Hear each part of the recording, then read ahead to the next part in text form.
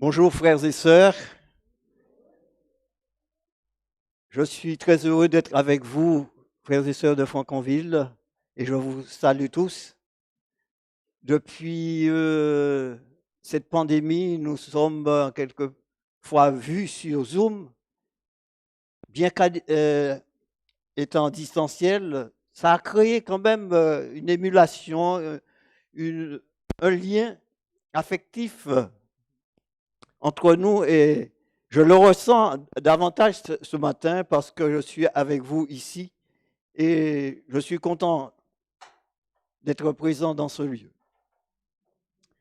Je revois les visages que je connais bien et d'autres que je ne connais pas, mais en tout cas, nous savons que nous sommes frères et sœurs en Jésus-Christ et c'est toujours une joie quand les enfants de Dieu se rencontrent. Eh bien, je remercie Anne pour la lecture qu'elle a faite dans 1 Pierre chapitre 2, verset 2. Comme des enfants nouveau-nés, désirez le lait de la parole afin que par lui vous grandissez pour le salut. Ici, l'apôtre Paul emploie une image qui nous est familière, les bébés, les nouveau-nés. Et je vois aussi, ici, il y a des bébés ici ce matin. Et tous ici, nous avons vu les bébés évoluer, grandir. Et quand ils ont faim et soif du lait maternel, qu'est-ce qu'ils font? Comment se comportent-ils quand ils ont besoin de ce lait? Eh bien, ils pleurent, ils crient, ils gesticulent, ils transpirent, ils deviennent tout rouges parce qu'ils ont besoin d'être nourris. Et quand la maman prend le bébé, l'installe et lui donne le sein, qu'est-ce qui se passe après? Eh bien, il est tranquille. Il est tranquille, il boit à longs traits et après, il s'endort paisiblement. Comme si tout a été, tous les problèmes ont été résolus. Et il avait bien raison. Il a bien raison, les bébés ont bien raison de réclamer avec force ce lait. C'est un besoin vital d'ailleurs. Grâce à ce lait très digeste, ils reçoivent les leucocytes, des éléments vitaux tels que le zinc, le fer. Ils reçoivent tous les attributs anti-inflammatoires et aussi tous les éléments nutritifs pour une croissance harmonieuse. Et aussi, l'allaitement crée un lien affectif entre la mère et l'enfant.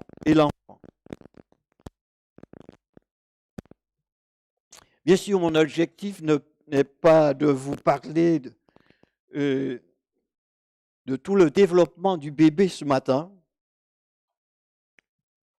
le besoin de ce lait notamment, mais nous savons tous ici que c'est vital pour le bébé, que c'est vital. En tout cas, dans le domaine spirituel, il n'en est pas moins vrai. Le Seigneur nous dit aussi que c'est vital pour nous d'avoir ce lait spirituel.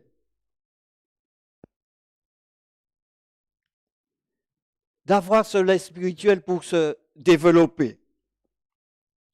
Nous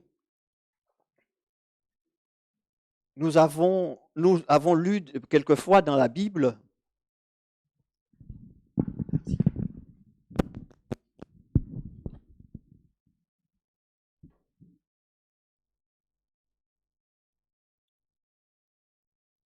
Alors, je reprends un petit peu la phrase. Il n'en est pas moins vrai dans le domaine spirituel. C'est vital de boire ce lait spirituel. Mais il faut souligner avant tout, il faut naître de nouveau. Il faut cette nouvelle naissance. Comme Jésus a dit à Nicodème, il faut naître de nouveau.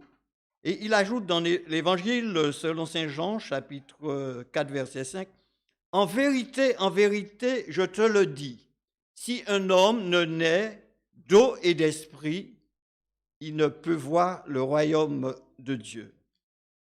Si un homme ne naît d'eau et d'esprit, il ne peut voir le royaume de Dieu.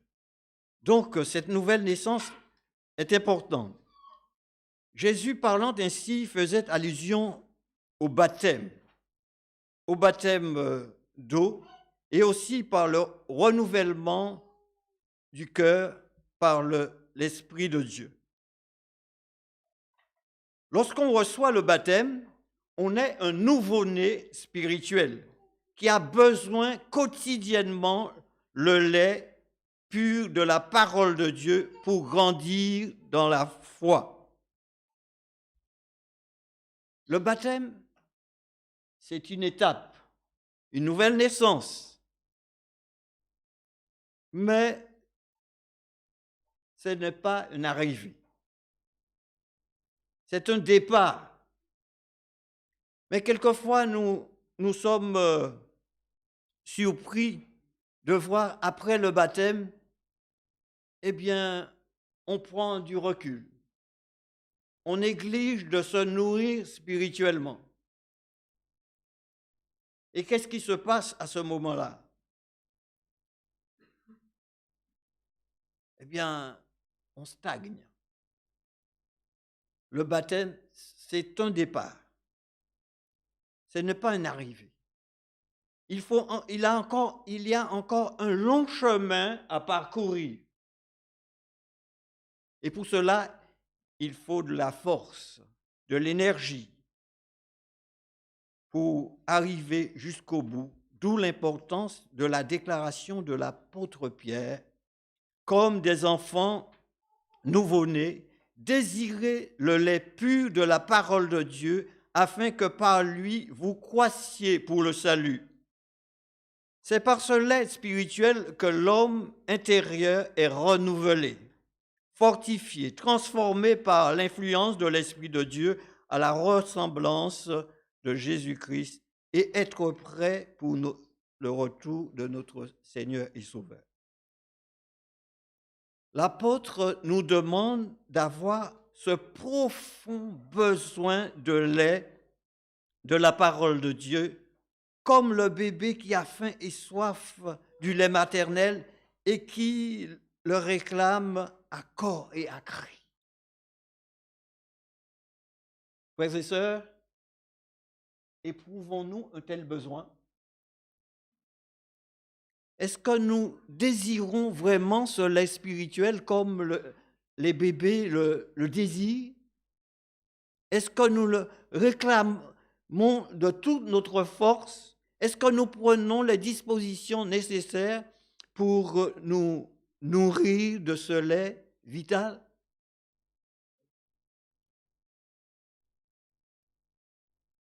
Si c'est le cas, eh bien, ce sera avec empressement que nous ouvrirons la parole de Dieu pour trouver les éléments nécessaires et qui nous permettront de grandir jusqu'à ce que nous parvenions à l'unité de la foi et à la connaissance du Fils de Dieu, à l'état d'homme fait à la mesure de la stature parfaite de Jésus-Christ. Nous devons avoir ce besoin de l'éprouver au plus profond de nous-mêmes et aller et boire ce lait sans mesure.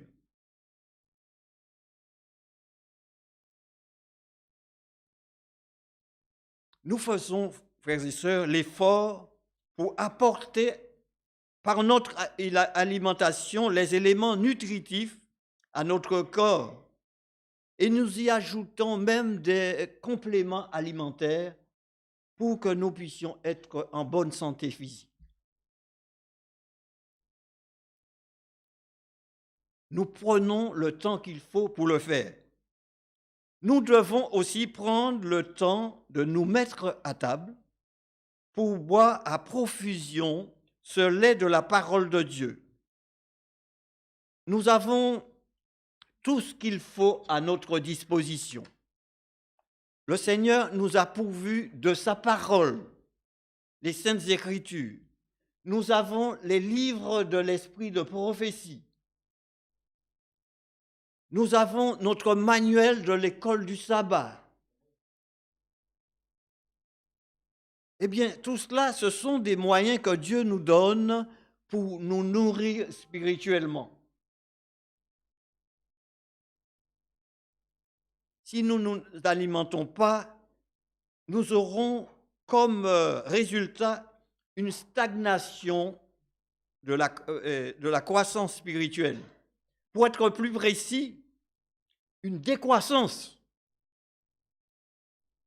Je ne sais pas si vous avez eu l'occasion de monter dans une barque,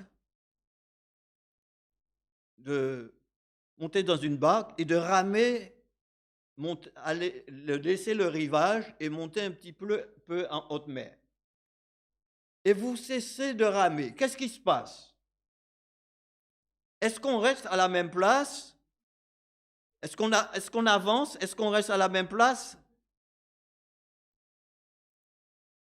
On n'avance pas, mais on ne reste pas à la même place. Sous l'effet des vagues, nous redescendons, nous retournons vers le rivage.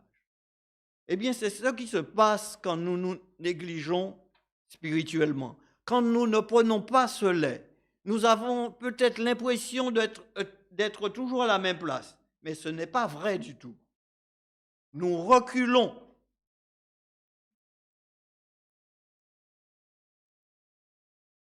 Eh bien, il en résulte de tout cela, ne pas se nourrir spirituellement, un certain rachitisme. On devient des chrétiens rachitiques qui, n'ayant pas suffisamment d'anticorps, et sont emportés par la maladie du péché.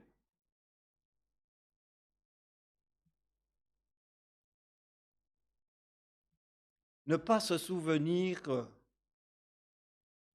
de la parole de Dieu, ne pas nous nourrir de la parole de Dieu, eh bien, a des conséquences graves. Le bébé qui prend le sein crée aussi entre lui et sa mère une relation affective. De même, quand nous prenons le temps de nous nourrir spirituellement, nous rentrons dans une relation intime avec notre Dieu.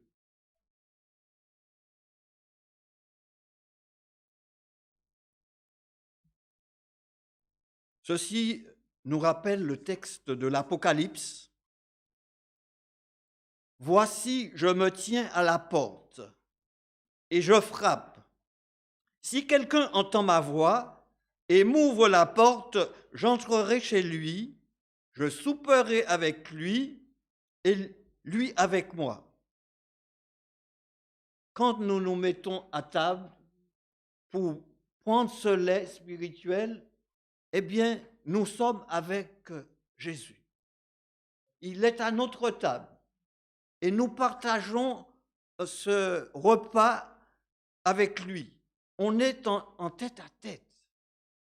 Il y a un lien affectif qui se crée. Il y a quelque chose d'extraordinaire qui se passe. Eh bien, on se sent près de Dieu et il est près de nous. Et il nous nourrit et nous grandissons spirituellement.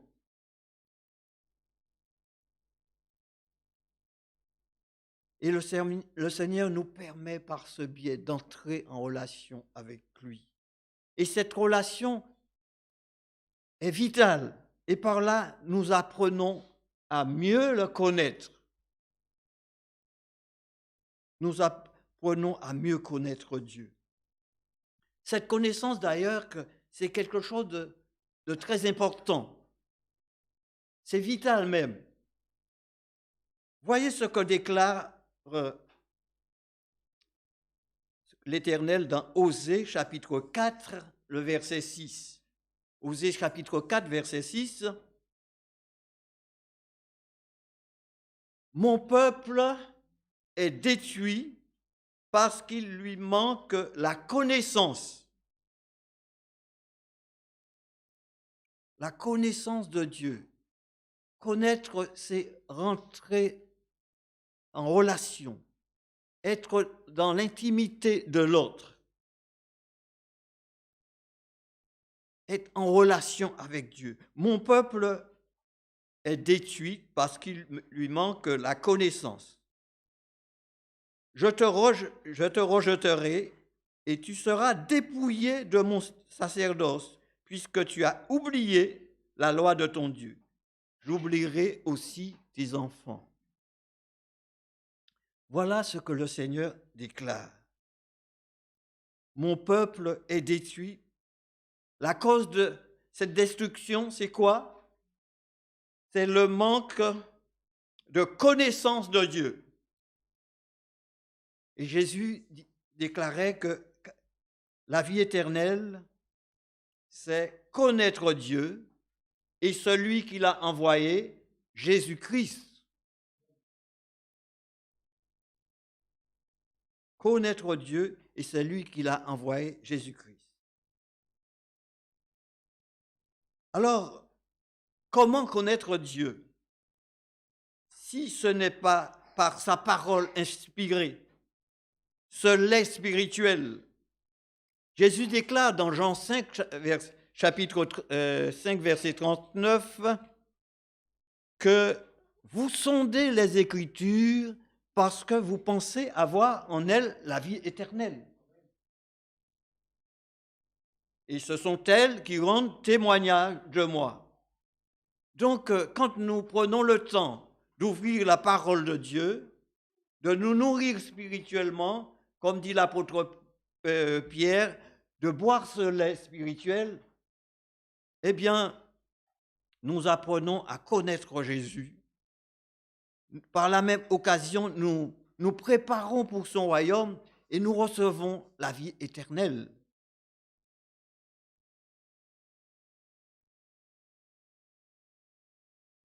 Alors, se priver de cette relation, de cette connaissance de Dieu, eh bien, c'est la destruction, c'est la mort spirituelle. Autre conséquence, puisque tu as rejeté la connaissance, tu seras dépouillé de mon sacerdoce.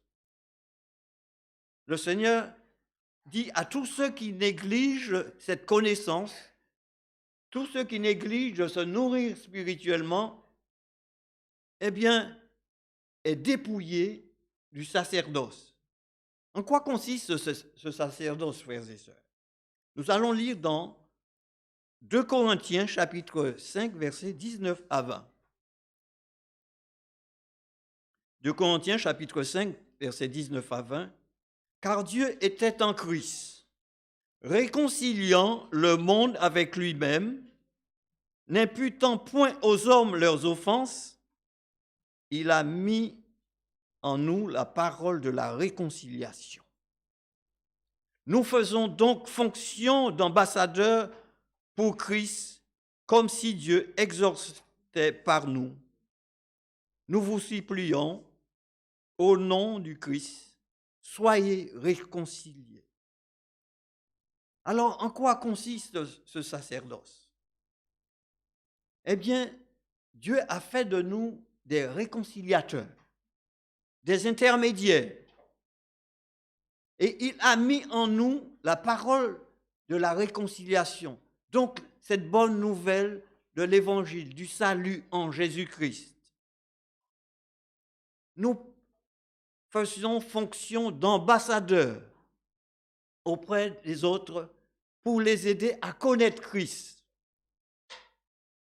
Donc, si nous avons ce sacerdoce, nous sommes obligés de connaître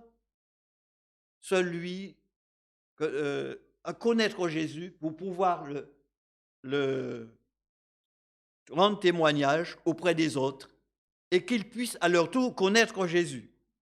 Il est important de connaître Jésus pour nous permettre à d'autres de le connaître et d'être réconciliés avec lui. En réalité, quand le Seigneur déclare je t'enlève le sacerdoce, eh bien, ce n'est pas lui en réalité qui l'enlève. C'est nous-mêmes. Nous-mêmes qui nous enlevons cette fonction parce que nous avons refusé de connaître Jésus. Et par la même occasion, nous ne pouvons pas rendre le témoignage qui le concerne parce que nous ne le connaissons pas. Il faut le connaître pour pouvoir rendre témoignage. Nous nous privons en quelque sorte d'un grand privilège. Autre conséquence, qui n'est pas la moindre, puisque tu as oublié la loi de ton Dieu, j'oublierai aussi tes enfants. Ça fait mal d'entendre. Ça fait mal d'entendre une telle déclaration. On pourrait se dire, pourquoi sont-ils oubliés? Ce n'est pas eux qui sont coupables. Ici, c'est la responsabilité parentale qui est mise en cause. Dans Deutéronome, chapitre 6, le verset 6 à 7,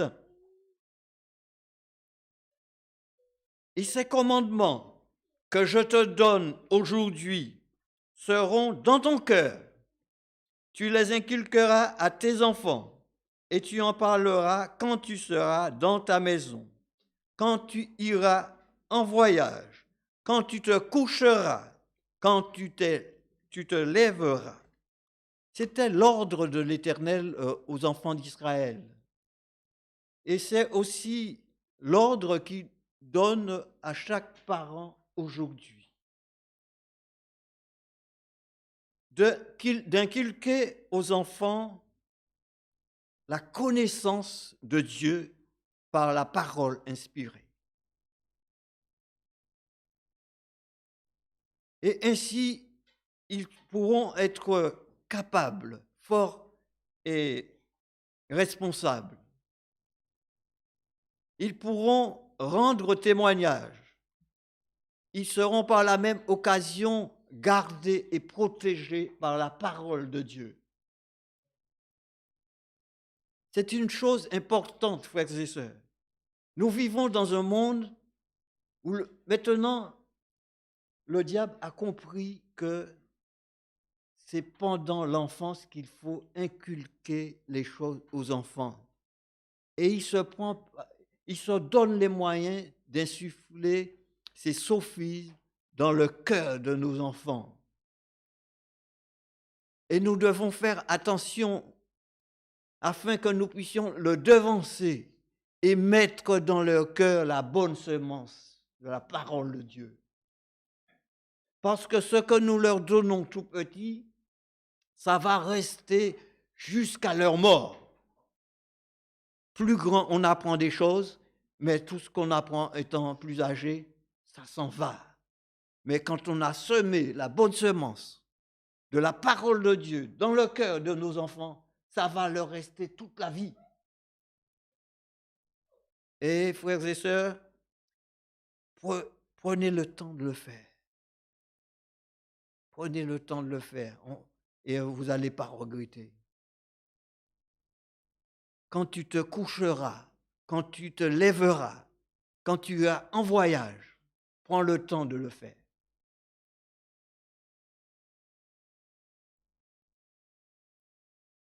Dans Daniel, chapitre 2, verset 3, nous dit « Ceux qui auront été intelligents brilleront comme la splendeur du ciel, et ceux qui auront enseigné la justice à la multitude brilleront comme les étoiles à toujours et à perpétuité.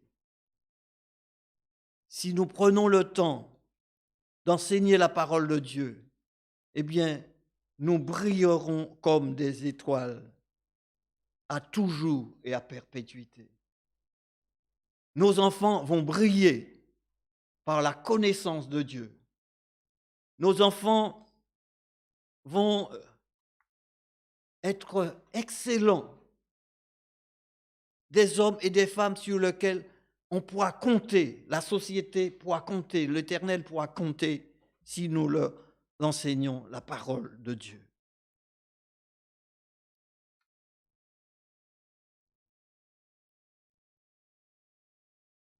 En tant que parents, nous avons la responsabilité de mettre toute la famille autour de la table, soir et matin, pour boire ce lait spirituel, en vue d'être fortifiés et connaître Dieu.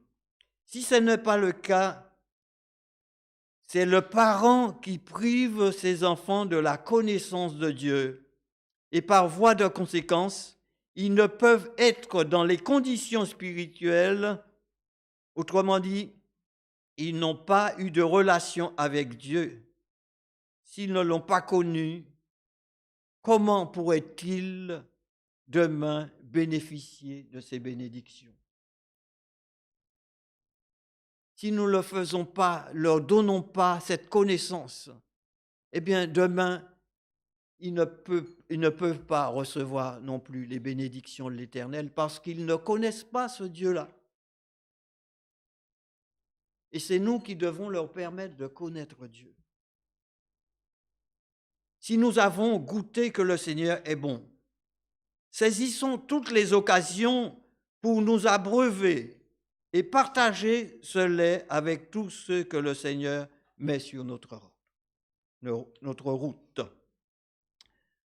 Nous vivons un temps où la connaissance de la parole de Dieu est accessible à tous, à tout individu.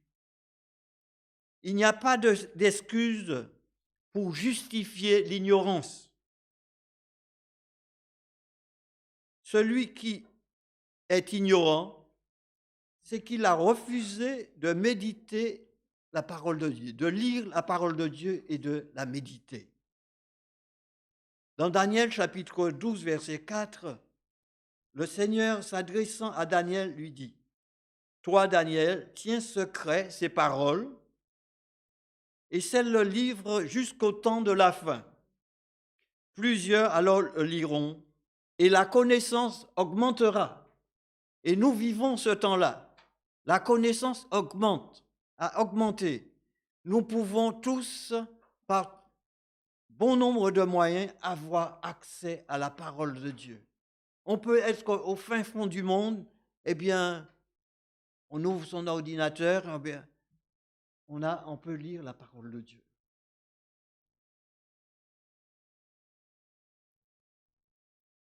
Maintenant, c'est le temps de l'abondance. C'est le temps de grâce. C'est le jour du salut. Prenons le temps de boire ce lait pur et sanctifiant jusqu'à ce que nous soyons transformés à l'image de Jésus-Christ, qui, priant son Père pour ses disciples et par la même occasion pour nous aussi qui sommes parvenus à la fin des temps, lui demanda de les sanctifier par sa vérité, car sa parole est la vérité. Cette parole nous sanctifie, nous transforme à l'image de Jésus-Christ. Profitons donc maintenant de cette opportunité, car il n'en sera pas toujours ainsi.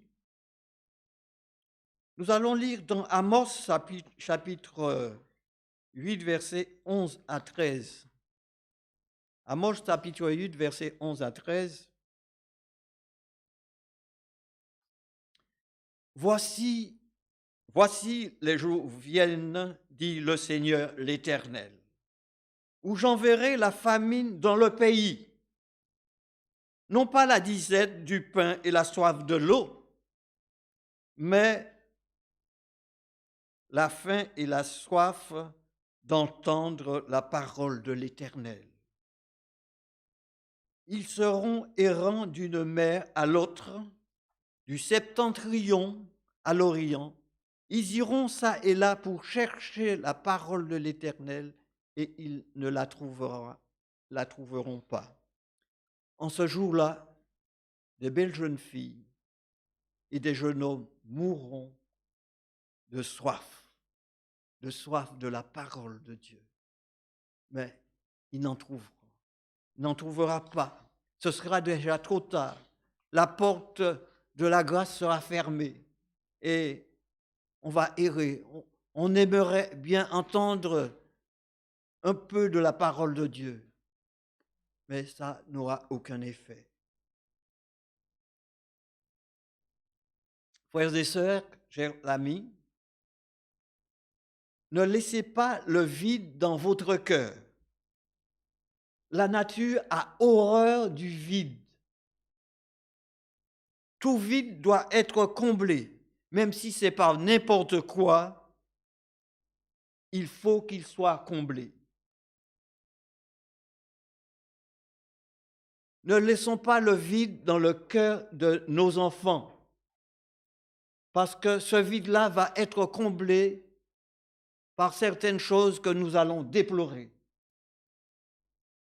Remplissons le cœur de nos enfants de la connaissance de Dieu, de sa parole. Donnons-leur des armes, des outils pour qu'ils puissent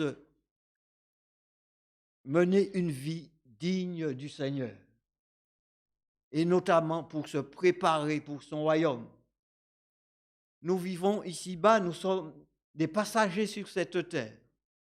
Et qu'est-ce que nous avons comme récompense? C'est la souffrance, c'est la douleur, des joies éphémères. Mais le Seigneur nous prépare un royaume où il fera bon vivre éternellement avec lui et avec tous ceux que nous aimons. Ne nous privons pas d'une telle chose. Le Seigneur que nous demande maintenant, notre devoir, c'est de nous remplir de sa connaissance, de boire ce lait spirituel, de donner à nos enfants ce lait afin aussi qu'ils grandissent et puissent connaître notre Dieu et que chaque jour, nous puissions le ressembler davantage.